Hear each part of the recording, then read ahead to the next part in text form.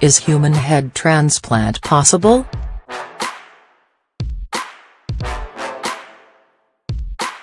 No, human head transplants are not possible, and they will not be possible for the foreseeable future. Not unless one would want the head to be able to control the body supporting it. This is what makes it impossible. The above is a cross-section of single spinal nerve bundle under a scanning electron microscope. The colors are computer-generated, hence the red at the center, a blood vessel. Every circular shape is the myelin sheath. Think of a cable insulation, encasing a neuronal axon. Think of a cable wire, originating somewhere in the central nervous system and aiming at a particular sensory or kinetic, muscle, target.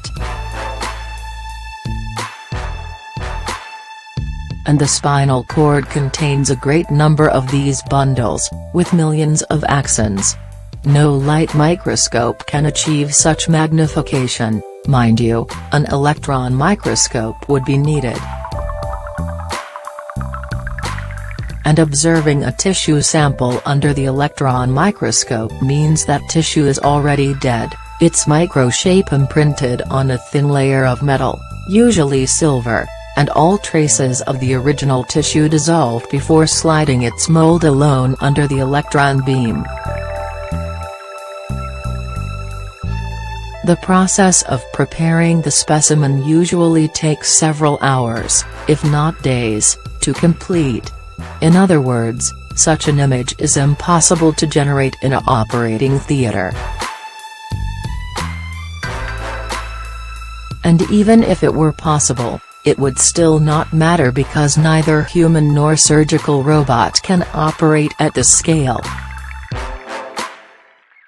The best a neurosurgeon could do today, in an attempt to connect the two ends of a severed spinal cord, would be try to identify major regions of the severed segments, guesstimate the location of the contained bundles, about as effective as ignoring them, and push the two pieces together. Hoping that the supporting Schwann cells, that generate the myelin and do neuronal repairs in the peripheral nervous system, will try to seal together the opposing axons, even if they are mismatched, incompatible and lack the targeted growth signals to guide their regeneration.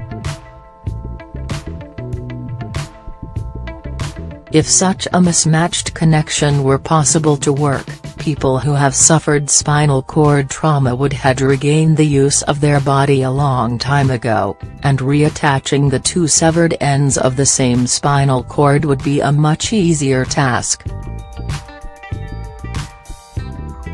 We all know that, unfortunately, this has not been the case and spinal cord injuries are not yet repairable. A spinal cord millions of times more complex than a car, but, in order to illustrate this, imagine sawing a car in half, and then simply duct taping the two halves together.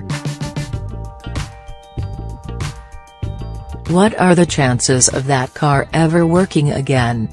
That would be a crude approximation as to why we cannot fix spinal cord injuries. Now, how about if you take two halves from different cars? Because that would be a simplified approximation of the claims of head transplants made by the notorious Italian doctor. Declaring it a success after trying it on a cadaver is like gluing together a Toyota and a BMW and then concluding your attempt to be successful, without ever bothering to turn your contraption on. Nowadays is not be very hard to connect the major arteries, reattach the spinal column segments and their ligaments and stitch up the muscles and skin. Supporting the head's tissues with oxygen, nutrients and blood circulation has been a perilous yet routine operation for some time. That is why, ever since 1959, It has been possible to attach a second head to an animal. This works because the original head is still in place and is the one controlling the body. The insurmountable obstacle, however, still is making the correct connections to the millions of spinal nerve axons that will not even match in number, let alone shape, size and location in order for the head to be able to sense and take control the new body. Some readers have suggested nanotechnology, and I think it needs to be addressed, even if it is science fiction at the moment. So, even in 30 or 50 years, for nanotechnology to work, it would still demand a number of steep requirements. The nanites will have to be able to recognize and map the different severed neuronal axons, communicate their findings either to a central processing unit or to each other for collective, hive, processing, and then grab and move around the matched axons in order to try to seal them together.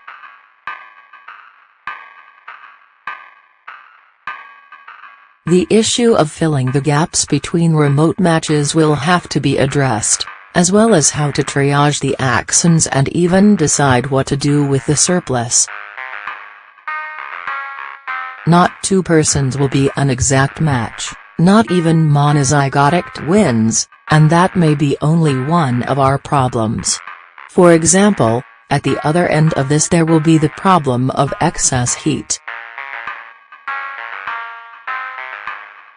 Having molecular nanites moving around, taking visual readings, sending, receiving and processing information and then pushing and pulling cellular appendices before stitching them together or integrating with them will require energy, and thermodynamics are a very unforgiving mistress. Human cells have a narrow range of tolerated temperatures.